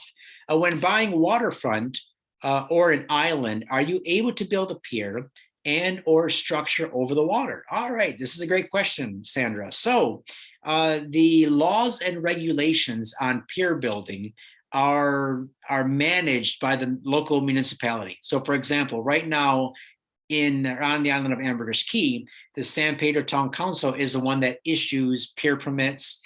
And right now there's a moratorium on east side permits. Now, why would that be? There's certain scientific studies that have been done that show that the dredging that needs to take place when building a permit, upsets the sediment, that has an effect on the reef. So Belize, again, is very mindful that the reason why people are coming to the island is for the crystal clear waters, the sea life, the lobster, the conch, the snorkeling, diving, fishing, that they protect that reef. So from time to time, they'll put moratoriums in place. Now, right now, I know for a fact that when you go north on Ambergris Key, there's long stretches where you can go for miles without seeing a pier. Obviously, you are going to be able to apply for and get a pier permit to access your property, right? So they're not saying no more piers. On the west side, it's a different story. The west side has very, very few piers, but they do try to limit it. They try to space them out. So you don't automatically get a pier on your property just because you own beachfront property, but you can apply for one. Most likely you'll get it if there's not a pier too close to your property. Now, as far as building over water structures, all right, that's completely different because that is now taking it to the next level. All right, so there are very strong regulations now on what you can build. So here's the thing, remember, guys, you don't actually own the beachfront, right? Beachfront is considered Queen's land. So the pier would be yours if you had a pier permit, but that beachfront property is open to the enjoyment and use of enjoyment of anybody who wants to. So keep that in mind. But as far as building an overwater bungalow, restaurant, bar, that takes a lot of hoops to go through. I would not plan on that. But you can see that all over the island. So obviously there are people getting permits for those. It just takes going down there, investigating, pitching your idea, showing how it's going to benefit the area, not detract from it, how it's going to not hurt the wildlife that lives in that area, things like that. All right, so sentences are referring to a small island in the lagoon. Yeah, if you were to find a small island in the lagoon, Sandra, I don't think you're going to have any problem at all building a pier. If you want an overwater structure on that, again, you're just going to have to look at the actual property lines. And here's an example. If you're buying an island in the lagoon, your island, so to speak, might be a quarter water anyway, right? So your property pegs might be underwater in a certain area. So obviously you can build over water there or pier there to get out into deeper water. But again, that would be something to work with your developer on, or your builder, or maybe someone like Ursel. Ursel would be a great contact to find that out. Some more questions. And thank you very much, Sandra. Appreciate the question. Hope I wasn't too confusing on that. Here is a question. Here is a question from Parrish. She says, she says, I recently closed on a Punta Azul lot. I was a little surprised by the amount of the property taxes. I was expecting them to be considerably or significantly lower. They aren't prohibitively high, but higher than expected. And they are more than what I pay on a larger but similar value piece of land here in Michigan. Is it typical? If you would, Parrish, let me know in the comments what your property taxes were in the Punta Azul South subdivision. See if you're still on, if you can put that information in there. Most property taxes on the island for an off-beach property range between $75 to $125 a year. Beachfront properties range between $150 and $250 a year. I haven't seen anything over that. But if an area has been reassessed for some reason, property taxes might be a bit higher. But yeah, I mean, especially for vacant land, you're looking at usually extremely low. I'm just looking for more questions here. Okay. Give me a second, guys. Just kind of look through, and thank you, by the way, for all these questions. This is really good.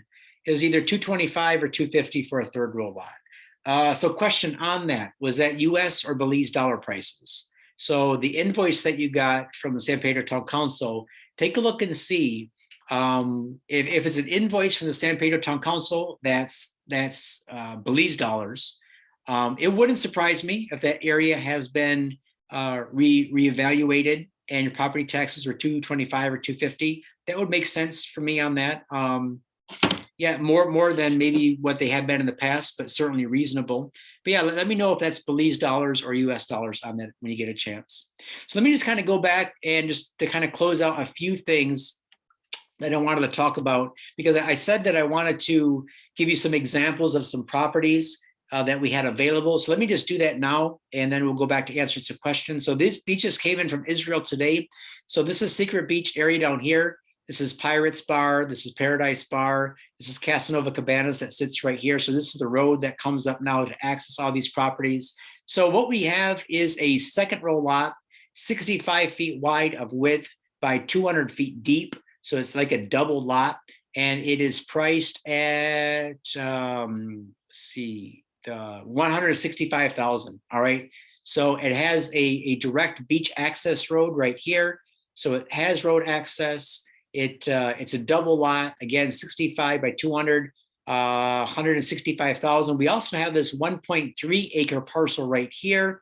That's one of the rare larger parcels. You see most lots here are much smaller. This is a 1.3 acres for 175,000.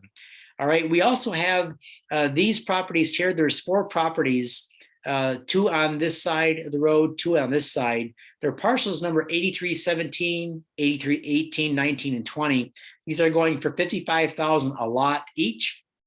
These are cash only prices. In fact, let me just mention that to you. These properties here, the second row, the 1.3 acre, these are cash deal onlys.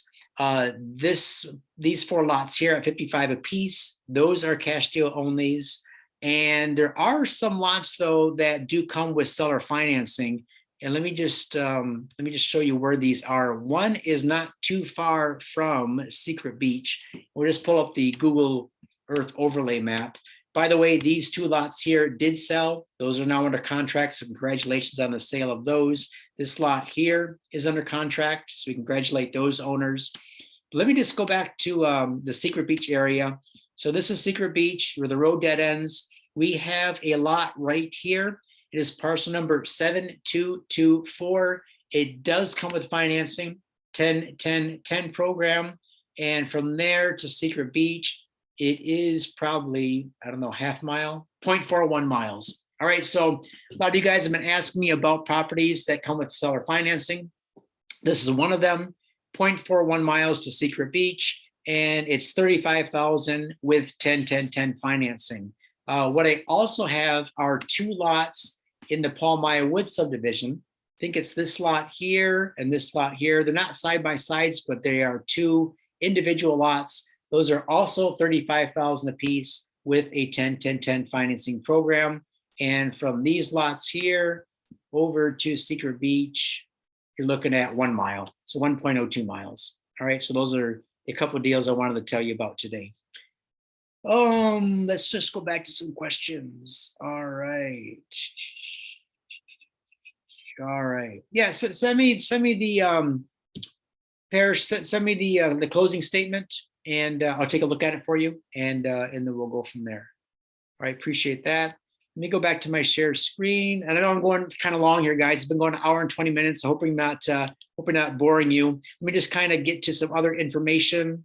Yeah, there we go. So to answer your question, this is something I had pulled up. What's the date on this? The date is, well, that can't be right. Date's 2013. This is an old bill. Anyways, check on this, because this is $300, the property taxes on this beachfront property. But again, that's Belize dollars, so it's 150 US. All right. Email me if you have any other questions. Let me just kind of go up and. So QRP, yeah, guys, I think that's about all I had for today. Keep going. It's awesome. All right. Okay. Let's take a question from Ileana. Ileana says, how difficult is it to set up an offshore bank, and would you recommend it? All right. So let's tackle this issue of banking right now for a few minutes. All right. So first of all, the question is, should you set up a bank in Belize, an account in Belize? If so, why?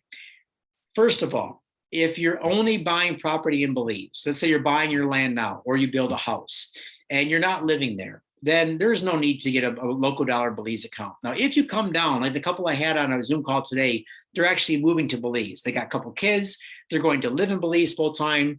They're going to be, paying electric bills, internet bills, maybe some staffing, things like that. They're going to be wanting to be able to write checks in Belize dollars. All right. So they would want a Belize bank account. Now, to get that, you have to be a resident of Belize. So you can't just open up an account if you're not living there, if you're not a resident. But the benefit to having that is now you got an actual Belize dollar account. So you can get a debit card with that and, pay for things all over the country with a Belize dollar account. That's one way to open up a bank account in Belize.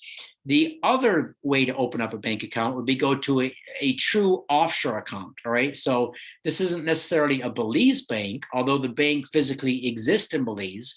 But for example, if you were to open up an offshore bank account at Key Bank, spelled C-A-Y-E, Key Bank, they have an office right in San Pedro town. That would be an alternative to your bank account in North America or England or somewhere in Europe. All right. So that would be a place that you could open up account. You can either do it in your personal names or an entity like an IBC. There you could hold US dollars, Canadian dollars, British pounds, euros. You can't hold Belize dollars there because that's an offshore account. So for example, if you want to park some money outside of North America, outside of the realm of U.S. banks, limitations of U.S. banks, or if you want to protect some of your assets against litigious lawsuits, let's say somebody comes after you in the U.S. and they sue you, you've got these entities or these holdings outside that are protected. All right, they can't go after those assets, right? So that might be one reason to open up a bank account at Key Bank. You can also set up family trusts through there, different things like that. I recommend that you get a hold of a contact by the name of Luigi Waweji. and let me know if you want his contact information. Great guy, and he'll be able to walk you through the pros and cons of setting up an account at KeyBank. And again, if you're planning on making Belize home, all right, then I would definitely set up an account at Belize Bank. Now, which leads us to the question of taxes. All right, so what is the deal with taxes? Got a lot of information for you guys on this. It's going to take a lot more than this webinar. So people always ask, sorry, let me grab a drink of water here. People always ask, what are my obligations to the US government or to the Canadian government if I buy and own property in Belize, if I'm running an Airbnb? So here's first of all, there's two major distinctions between you and me. You, who might be living as an American citizen, living full-time in the US, having the United States be your domicile, that's where you are living, your tax obligations and the way you report taxes and your income is going to be completely different than me, who is an expat. I file different forms than you. I come under a completely different tax structure than you. So for example, if I have a rental property in Belize and you do, the government of the United States is going to look at that a little bit differently, right? Depending on, again, how you take the income, how is your entity set up? Do you own it in an IBC? Where's the money going to and from? How do you pay yourself? Are you taking, dividends? Are you paying yourself a salary? How are you benefiting from the income? Same thing with properties. Let's say you buy and flip. You start to buy and flip these lots. You buy and flip for cash. You buy and flip with financing.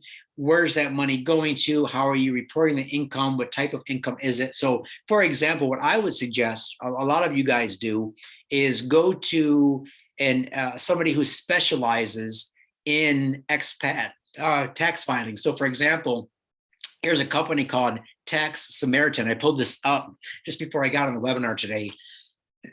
And I use a tax preparer. I use several tax preparers, one in France. I have my Belize, Belize does. Plus I have one in the United States in Miami that handles my taxes. But for example, if you get this is a free guide. This is a good overview that I can send to you.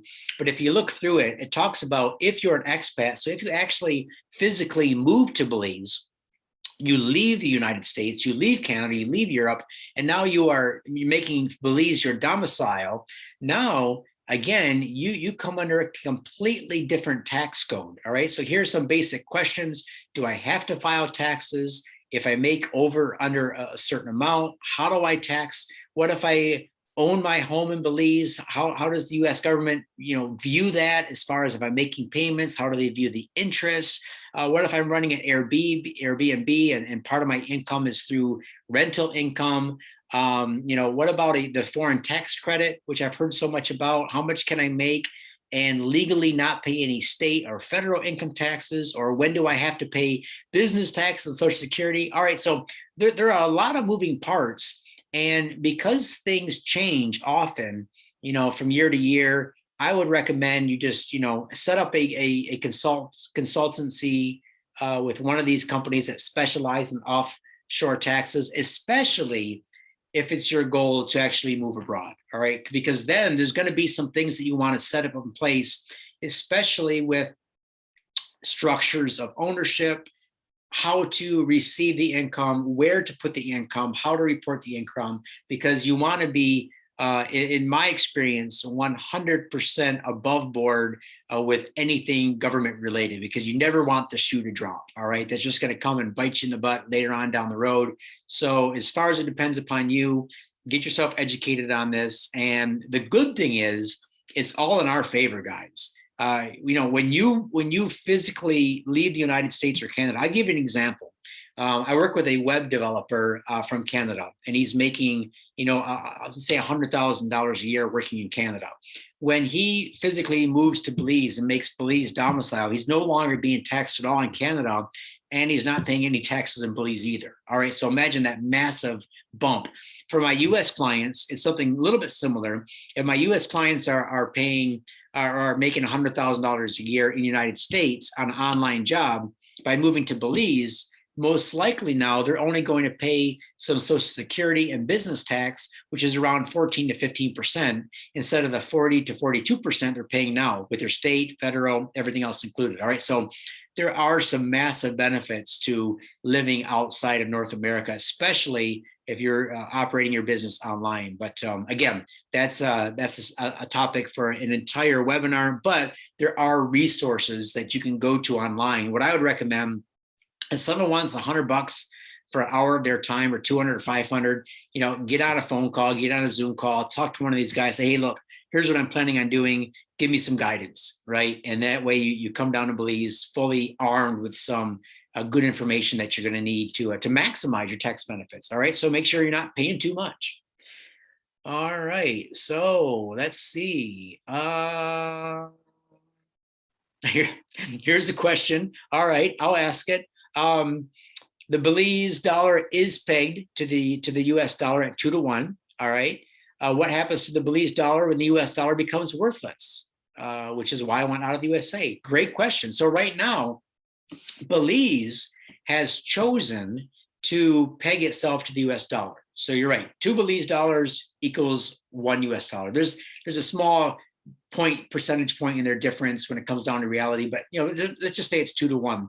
That's by Belize's choice. Belize can choose to unpeg itself, right, from the US dollar if it wants to in the future, if it needs to, right? So that's totally on the Belize government. So it has full control of that. But right now, it's still at 2 to 1. I'll be reaching out to you shortly. Thank you so much.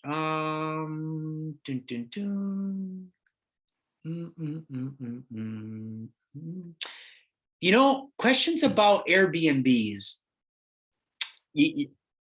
I've done entire webinars on those, so I'm going to recommend that you go back and watch those.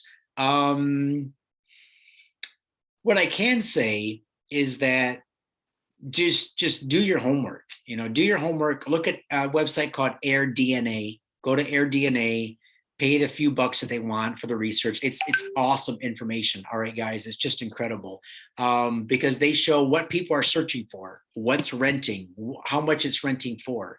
All right, and then I guess let me wrap up with this today about Ambergris Key, guys, because people are looking at Belize, and Belize is a small country, but they have some ideas on where they might want to live. So a lot of you guys are looking at other places in the mainland. You're looking at Corozal, Placencia, Cayo District. So the big major denominator, the big reason why Ambergris Key is so different is because it has this built-in clientele, this repeat business that other parts of Belize just don't have. For example, Ambergris Key is a diving destination, always has been, always will be. So for example, you have people that dive, they will come back to Belize year after year after year, and they'll tell you, hey, I'm going diving in Belize, right? So they'll come down, they'll go to the islands, maybe go out to the outer atolls, they'll go diving in Belize. Or they're fishermen, they like to fly fish, go after the bonefish, tarpon, and everything else.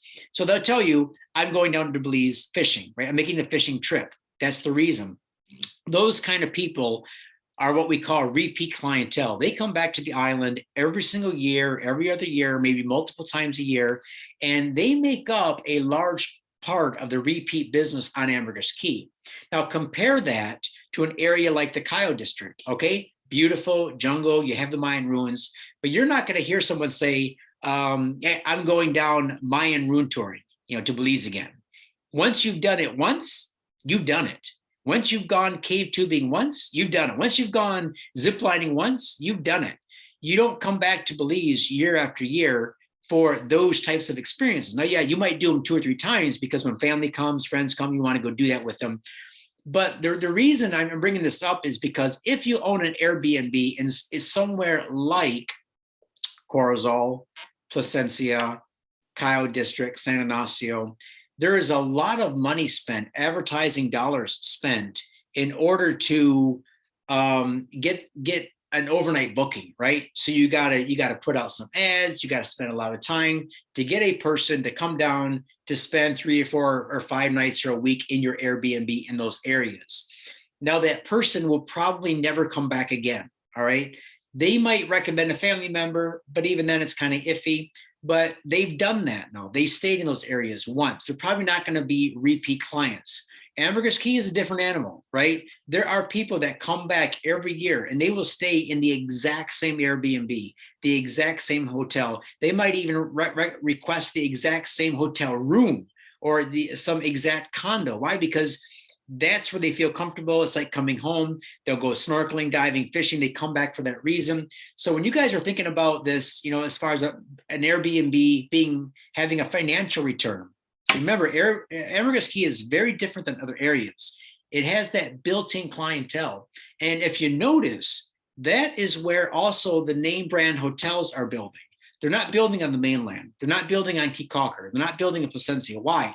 First of all, they don't have the flow through traffic. They don't get the amount of physical bodies, the tourists going into those areas. Placencia, as beautiful as it is, doesn't get the tourism Ambergris Key does, right? So you're not going to find the larger hotels going down there. You don't have people going down there in mass. You don't have that in Cayo and Corozal. You do in Ambergris Key. So for example, right now you have the 220 room hotel called the Hilton Curio Collection. It's there for a reason. And the Hilton has a built-in clientele. People that stay at Hiltons, they'll stay at Hiltons all around the world. If they go to Shanghai, if they go to Beijing, if they go to, wherever it is in the world, Paris, if they're Hilton people, they stay at Hiltons. Now, interestingly, the Alaya Marriott just opened up last week. They just had the grand open. And the Marriott also comes with its own built-in clientele. People get Marriott points. People stay at Marriott's, right? They're loyal to the brand. And so when you see big name brands coming in, we're going to see more here in the next probably 12 to 24 months. They haven't been announced yet, but they're coming, right? So when you see these brands, that should tell you something. Number one is, why is the brand building here and not somewhere else? Okay, these brands come with massive amounts of thinkers that have analyzed the market. They've looked at the numbers. They've done the projections. These are $800 an hour lawyers that are doing these deals. They're investing millions of dollars, tens of millions of dollars into a project.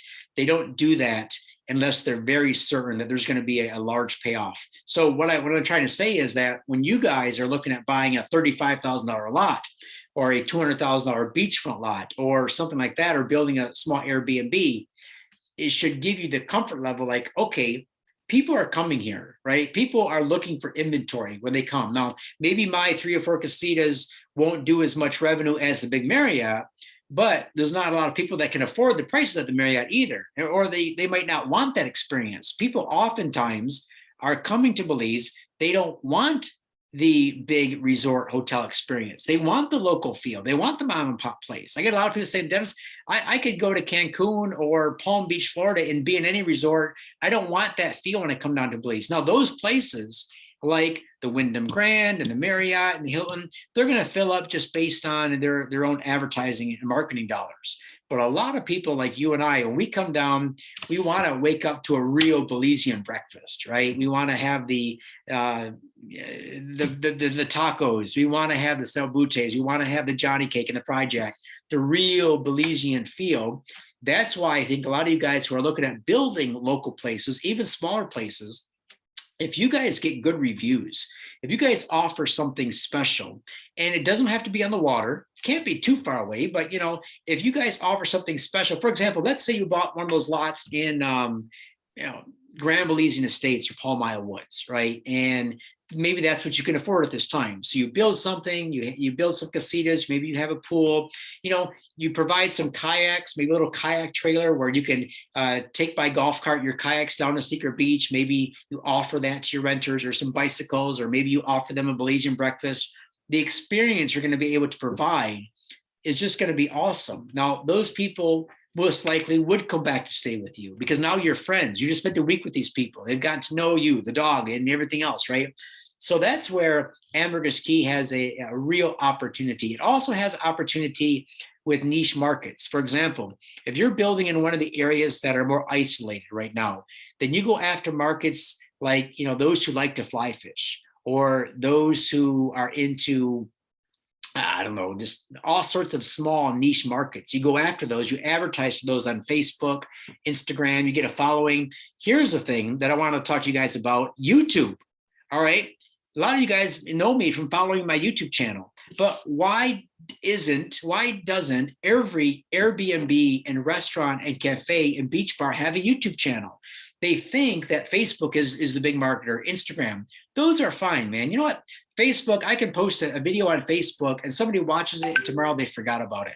You post a video on YouTube. So imagine this, all right? Imagine you own an Airbnb, right? And you get up in the morning, you got your little iPhone and you're walking around the property. And if your guests agree, maybe you say hello to them, you wave hello, you show the dog, you show what you're making for breakfast, right? You show sundowners, you say everybody gathering around at night, drinking some wine and having fun, maybe a rum punch. What if you post a video like that once a week? Right. So over a year, you got 52 videos of your property. And maybe at the end of the stay, you offer to the guests, hey, you know what, would you mind just doing a 1 or 2 minute, I'm sorry, I'm getting blown up here with WhatsApp messages. What if you just say, you know what, would you give me a short 2-minute, video? Now, here's the thing. Everybody posts reviews on Airbnb or TripAdvisor, but what if you had just a little video, of your guests saying, man, we had an awesome time. We went swimming at Secret Beach. We went snorkeling. We went out to the reef.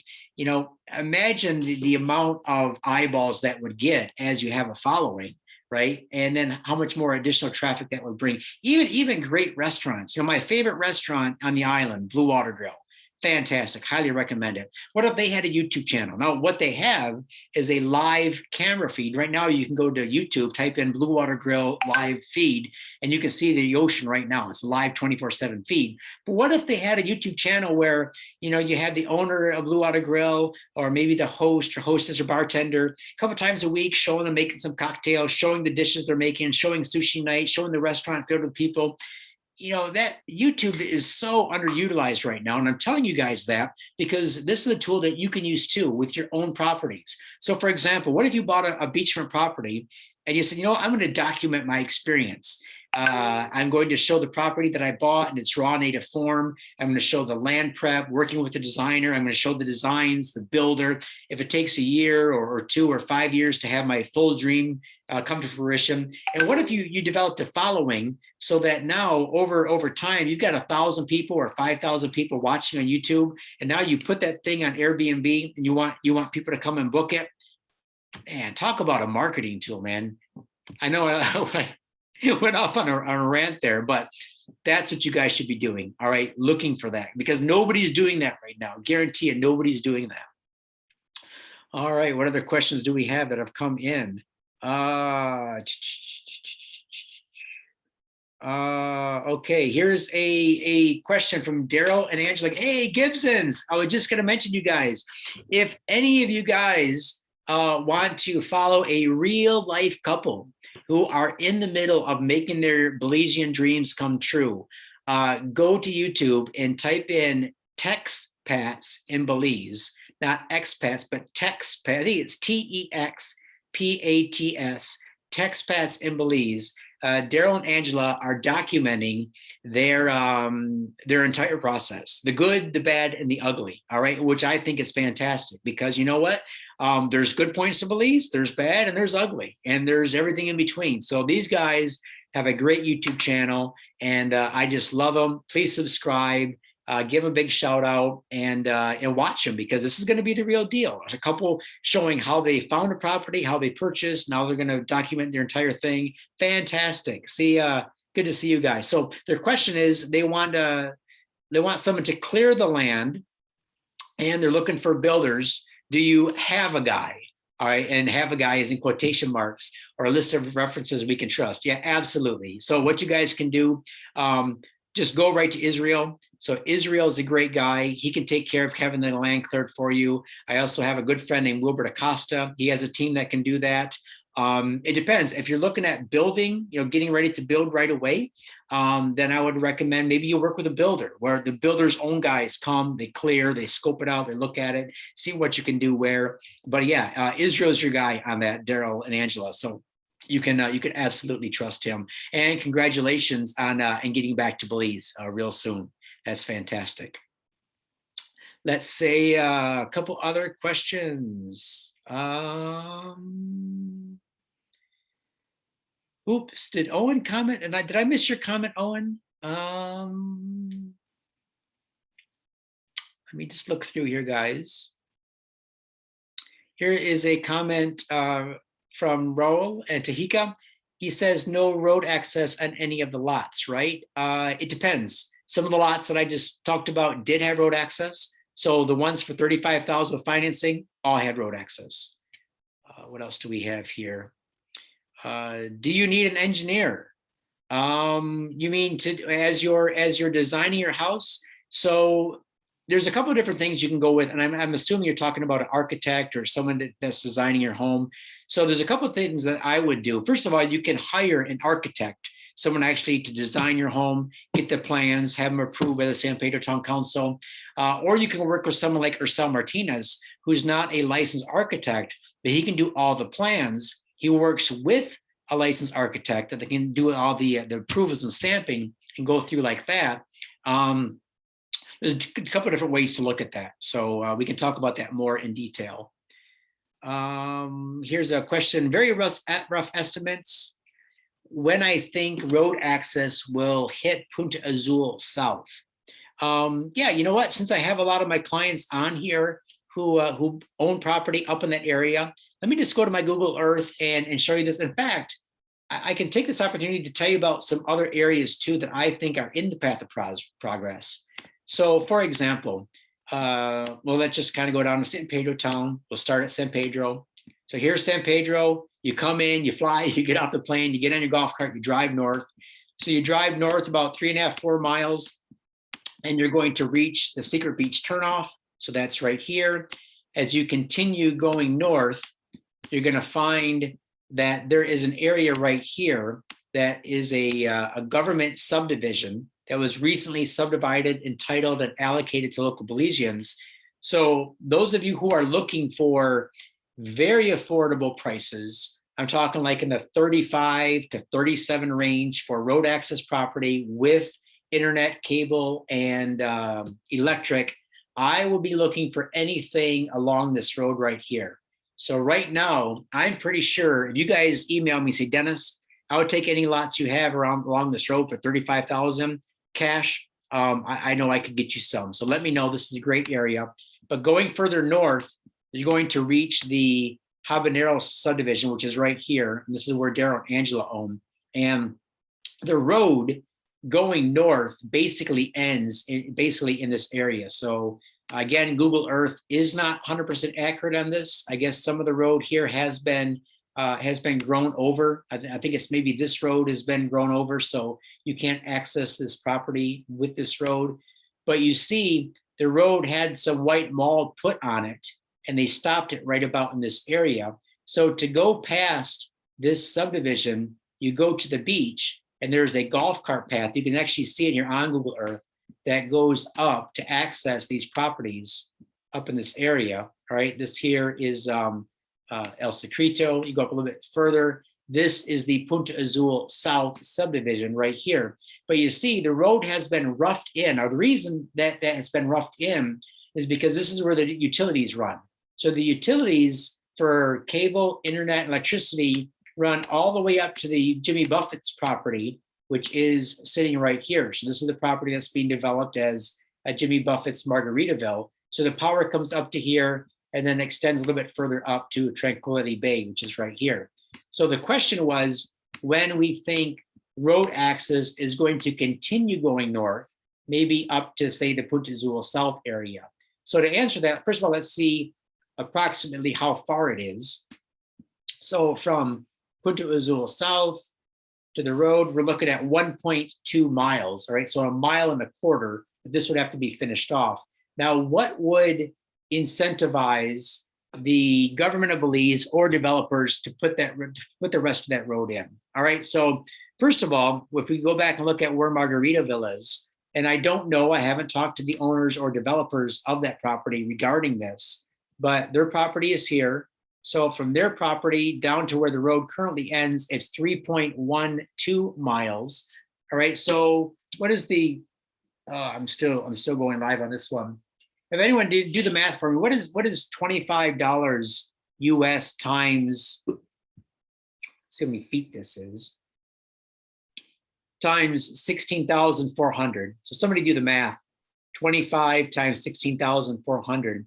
$25 US running square foot is what was recently paid to have the secret beach road extended from here up about a mile. All right. So it's about I think it's about 125,000. So maybe you're looking at somewhere maybe around $300,000 or so, maybe 325, 350. It really depends.